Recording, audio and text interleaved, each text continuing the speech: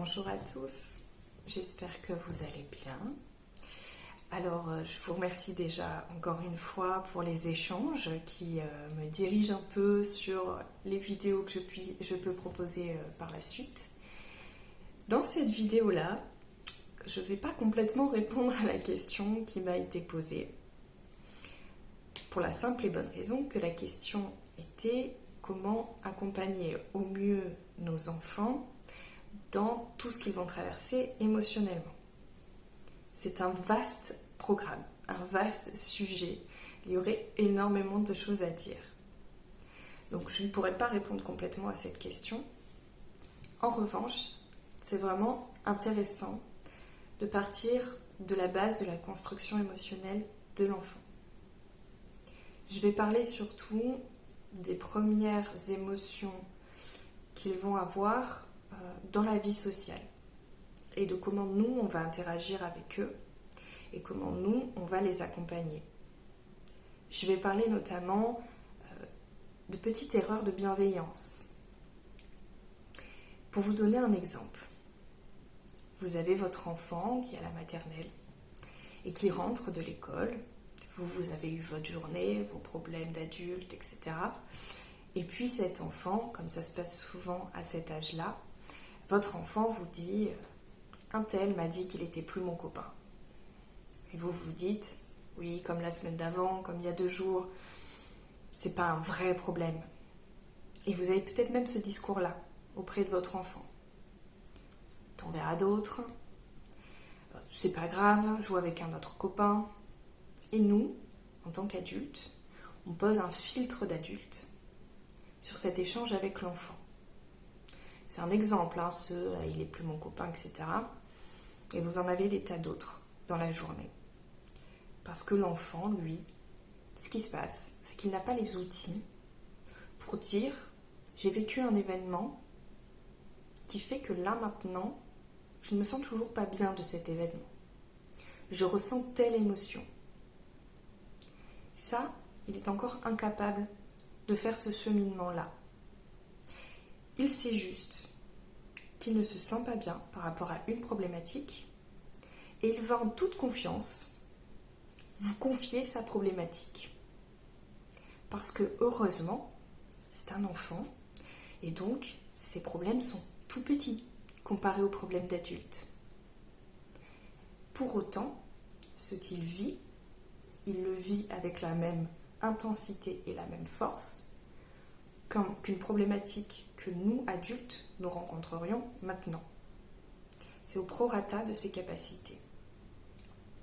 Et donc, cet enfant qui est venu avec confiance dire « j'ai un problème, il se passe quelque chose de désagréable et je te fais confiance pour me dire ce qu'il en est ». Et ce qu'il reçoit, c'est pas vraiment un problème, il n'y a rien de grave, n'en fais pas toute une histoire, laisse tomber. Donc finalement, on vient renier ce qu'il ressent. On vient lui dire « Non, ce que tu ressens, c'est pas grave. Tu ne devrais pas te poser de questions et ressentir quelque chose. » Qu'est-ce que ça va donner plus tard ? Sur le moment, l'enfant, il se construit comme ça. Et donc plus tard, si on avance un peu dans les âges, on a des enfants qui peuvent très facilement ne pas communiquer quand il y a un problème plus grave, quand ils se font harceler.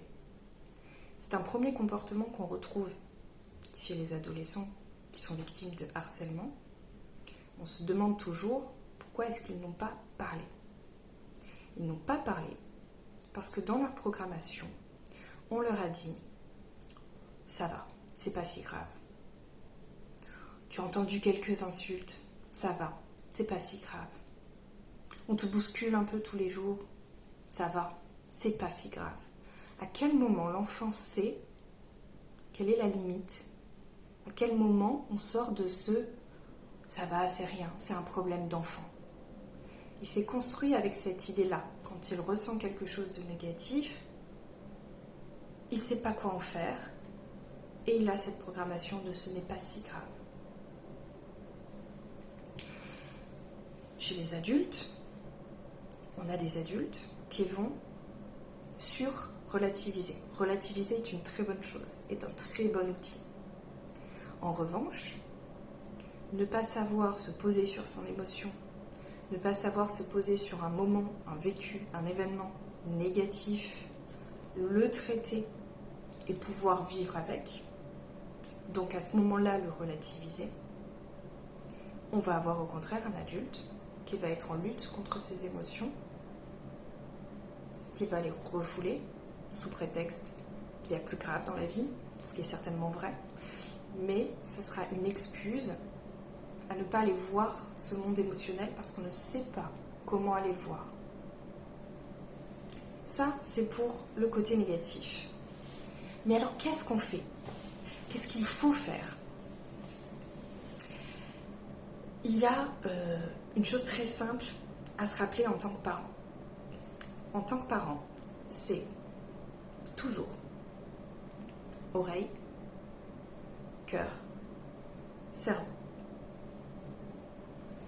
Oreille, j'écoute ce que dit mon enfant. Il vient se confier à moi.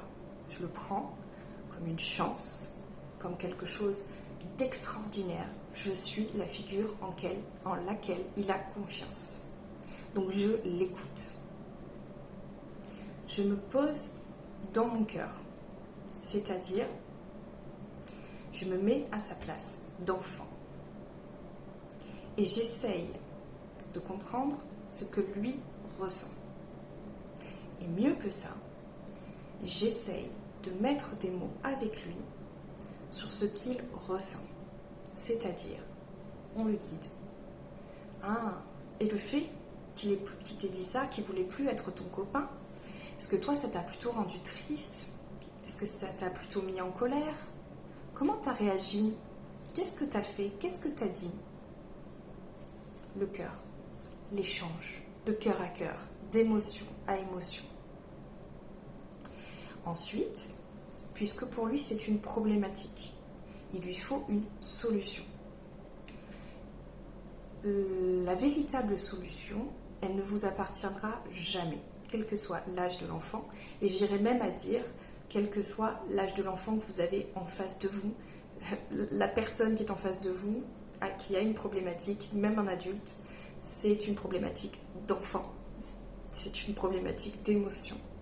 La réponse ne vous appartiendra jamais, parce que vous n'avez pas son vécu, parce que vous n'avez pas son filtre de blessure, parce que vous n'avez pas ces mêmes expériences. En revanche, cerveau, on réfléchit ensemble. Qu'est-ce qu'on peut faire? Qu'est-ce qu'on peut dire? Et en quoi moi, je peux t'être utile? C'est-à-dire, toi tout seul, est-ce que tu as une solution? Tu peux même avoir une solution qui me demande d'intervenir. Parce que faire comprendre à l'enfant qu'il doit trouver une solution par lui-même est la meilleure chose à faire. Mais lui faire comprendre que parfois, il y aura des situations où il doit faire appel à l'aide d'un adulte, c'est bénéfique aussi. Parce que c'est demander de l'aide. Et on n'est pas toujours capable de faire seul, d'affronter seul et de trouver des solutions seul quand notre émotionnel est touché. Donc j'écoute, je compatis, je mets des mots émotionnels et on réfléchit ensemble.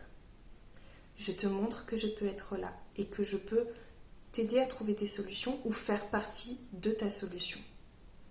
Et là, vous avez un enfant qui, quand il aura une problématique, sait qu'il peut venir se confier, venir trouver une écoute émotionnelle.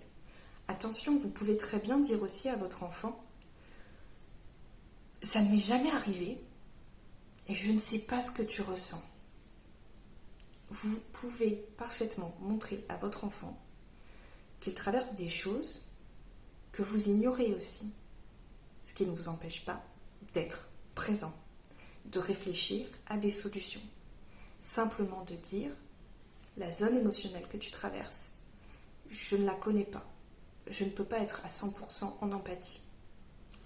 Une dernière chose aussi, on entend beaucoup, et c'est une phrase qui m'irrisse le poil au plus haut point, surtout sur les mamans doivent être fortes, Ils ne doivent pas pleurer devant leur enfant, ce genre de bêtises.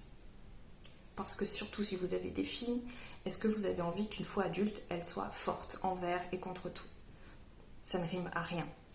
Être fort, se brider de ses émotions, ce n'est pas une force. Définitivement, il faut que ça rentre dans les mœurs. Votre enfant, vous pouvez aussi parfaitement, sans culpabilité aucune, lui retranscrire ce que vous ressentez émotionnellement.